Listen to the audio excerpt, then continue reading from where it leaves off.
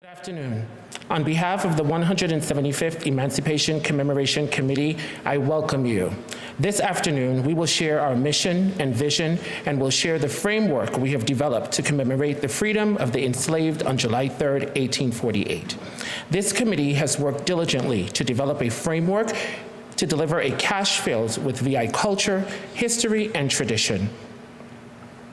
We want to capture the experiences, the lives, and the living conditions of our people from 1848 to the present.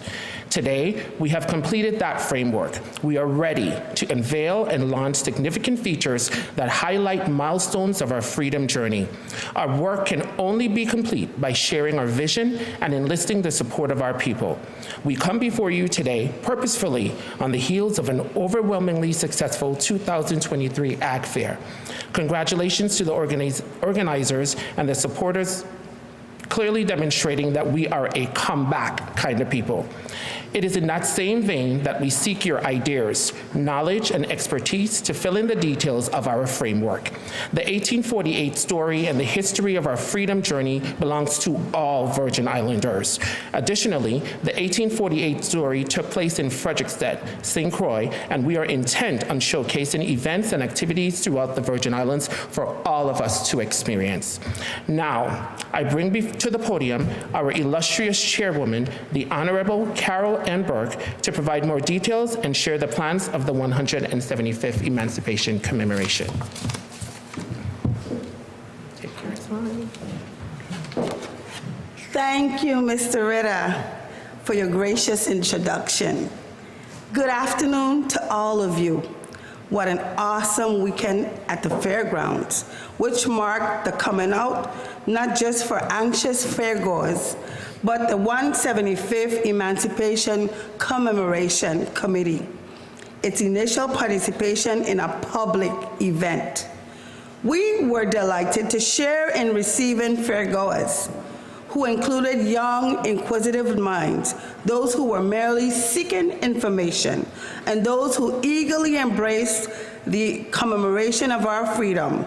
So many of our residents and visitors from our sister islands, St. Thomas, St. John, and the British Virgin Islands, Puerto Rico, and our wider Caribbean neighbors, and so many visitors from the mainland, including the husband and wife from Wisconsin, who came by with their pâtés and fruit drinks in hand and happily announced that this year was also their state celebration of 170 years of statehood. Honestly, we were overwhelmed, totally knocked off our feet by such an endearing and hearty experience. Over 3 days, we loved each memorable moment of engagement.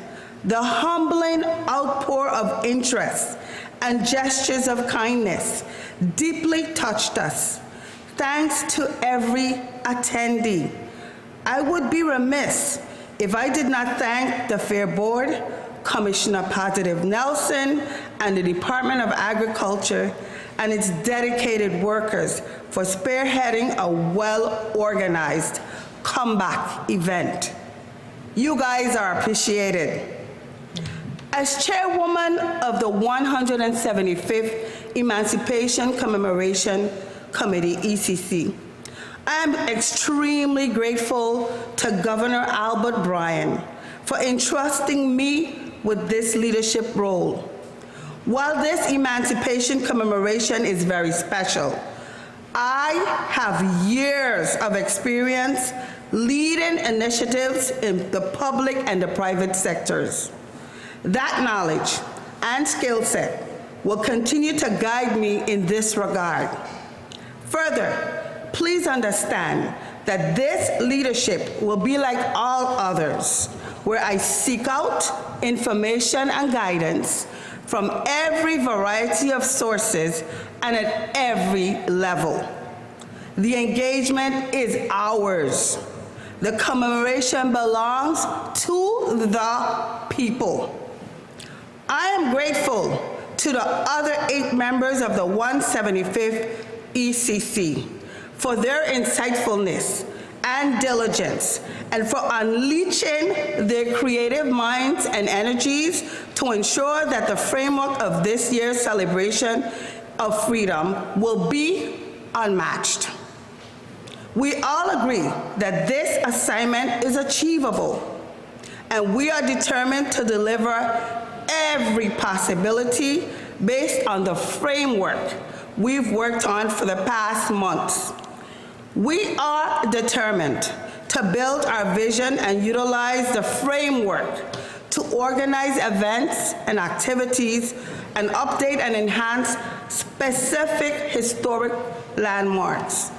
To accomplish this, however, requires our government continued collaborative efforts with the departments throughout this government. It also undoubtedly requires a concerted effort to include and involve the public in planning and developing our 175th Emancipation Commemoration this year. I am here to tell you the 175th ECC is ready. It is vital that we understand how this committee operates, which is under the office of the governor. And as such, we must abide by certain rules of engagement and to include its procurement requirements. The activities will include school activities, storytelling, art competitions and exhibits, oratorical contests, listening sessions, and public displays. And so I'm going to continue to list a number of initiatives that's ready to roll. And I'm going to begin this time with our illustrious director, Ms. Barbara McIntosh, to share with you about the commemorative license plates. Thank you. Thank you, Madam Chair. As Ms. Burke said, I'm Barbara McIntosh. I'm the Director for the Bureau of Motor Vehicles. The Virgin Islands Historical Commemorative Fund provided for the design and production of a license plate that will commemorate the 175th emancipation of slavery in the Virgin Islands. As such, the Bureau of Motor Vehicles, in conjunction with the Commemorative Committee, has designed a beautiful license plate that you see right here in front of us. We believe that this license plate truly captures the essence of our history and vibrancy of the islands. Effective March 1st, 2023, we will be issuing the license plates to anyone who has a temporary plate. We have persons who are running around in the territory with temporary plates because we did not order the previous plate knowing that we were going to get these plates. So if you have a temporary plate effective March 1st, you are required to turn those plates into the Bureau of Motor Vehicle offices and in exchange for a commemorative plate. In addition to that, if your registration is due in the month of March, you can also come in during your registration period and have your license plate exchange and so on and so forth. So March, if your registration is due in March, that's fine. If your registration is due in April or May or June, whichever month, you can come right in and have your plate exchange during your registration period. We are also extending the timeline in the offices from 8 to 2 on Saturdays in the St. Croix and St. Thomas office. They're going to be open on March 11th, March 4th, and March 18th and 25th. Every Saturday in March from 8 a.m. to 2 p.m. we are opening for extended hours just to accommodate persons who want to exchange their plates only. It will be a no cash operation, so we can only accommodate persons who have to exchange their plates from the temporary plate to this beautiful emancipation plate. I also would like to update and let you know that persons who are 65 years of age or older, they get their plates for free. The Emancipation Fund and the legislation provided for free plates for persons who are 65 years or older. If you have any questions or concerns, we ask you to please call our offices, but most importantly, we ask that you make an appointment to come in to get your plates exchanged at bmv.vi.gov. You click on any of the offices where you want to go, where you say schedule your appointment, and you can schedule any time or any day that's available to you. If you want to walk into the office, that is fine as well, but I just want to let you know that you have options. Either call the office, make an appointment, come in on a Saturday, or you can walk in. Thank you for listening, and I'll turn the podium back over to Ms. Burke. Thank you so much. Yes, yes.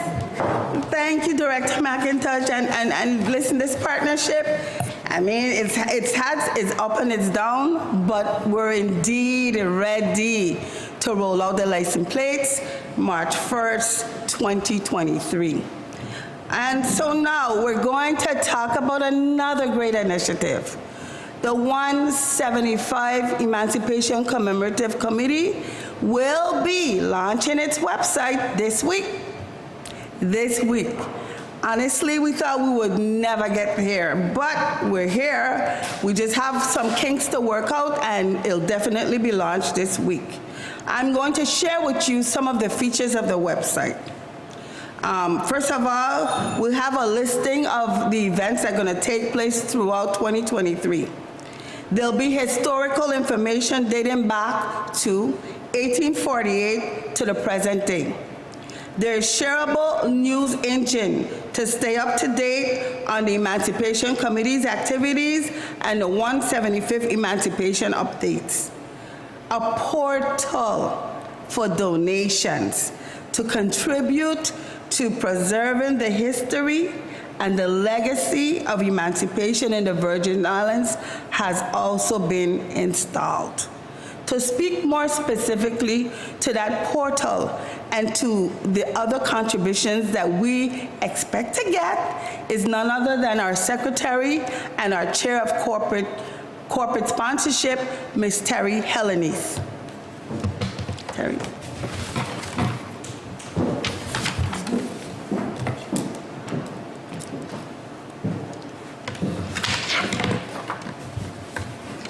Good afternoon. On the morning of July 3rd, 1848, the low bellow of the conch shell rang out over Frederiksted, signaling the birth of hope and the call to freedom, a call we still hear today, 175 years later. This July 3rd, 2023, the United States Virgin Islands will celebrate that freedom and lift up the hope we have in future generations, and we encourage every Virgin Islander and those who love us to join us as we remember our past, celebrate our advancements, and dedicate ourselves to a promising future. Governor Albert Bryan Jr. and the 175th Emancipation Commemoration Committee look forward to the opportunity to educate, engage, and empower our islands to preserve the culture, heritage, and rich traditions we share.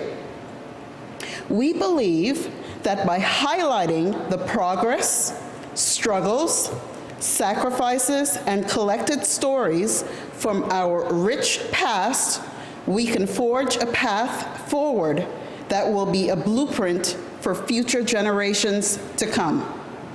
As the corporate sponsorship chair and secretary, it has been my privilege to engage the ambassadors of the 7 flags that have flown over St. Croix and the Virgin Islands and invite them to participate in commemoration events and extend a generous sponsorship in light of their shared history and the journey toward freedom. Funds received will go towards sponsoring grants and scholarships that include Virgin Islands students participating and training under experts in education, research, data, cultural affairs, capital projects, and the design and build of public displays that commemorate the 175th Emancipation. The committee sincerely thanks Governor Bryan for his contribution by executive order and is working feverishly to raise money to raise the remaining funds from the private sector. It is our goal to create a genuine public-private partnership. That is why we encourage everyone who believes in freedom to join us in this endeavor. No gift is too small. And what a wonderful start with the overwhelming support received at the Agricultural Fair this weekend. To that end, we will honor the keepers of the flame, those leaders who are resting in power and whose contributions demand our praise and recognition. And of course, the living legends, currently living Virgin Islanders whose contributions demand our praise and recognition. The legacies of these heroes are immeasurable to the history and development of the Virgin Islands. Were it not for these courageous Virgin Islanders reaching up to clutch freedom for us all, we might not know the peace we have today. Here in spirit, they stand strong and guide us forward in purpose. By placing the keepers of the flame at the nucleus of our commemoration and giving respect to our ancestors and their brave actions, we educate, engage, and empower all Virgin Islanders and people across the globe who love us. That is the heart of the 175th Emancipation Celebration, one we invite you to honor as well. Through an in memoriam donation, you can honor the memory of a keeper of the flame. This unique tribute will allow us to fund the 175th Emancipation Celebration and hold their name high in our hearts and minds as one who paved the way for our current freedom. If you wish to share their name, we will send their family member a notice of your donation and post the registry on our website for the world to see. Notice of donations will be sent the first week of every month beginning in March. To honor us all, it would be remiss to not observe and celebrate the collective history of Ghana and the Virgin Islands. I take great joy in telling you we have invited the Ambassador of Ghana and dignitaries, including the King of the Akwamas from the Upper Volta region of Ghana. We look forward to a favorable reply and anticipate the tremendous gift their presence will be to this event. Thank you. Happy birthday to Governor Albert Bryan Jr. and continued blessings to the Virgin Islands.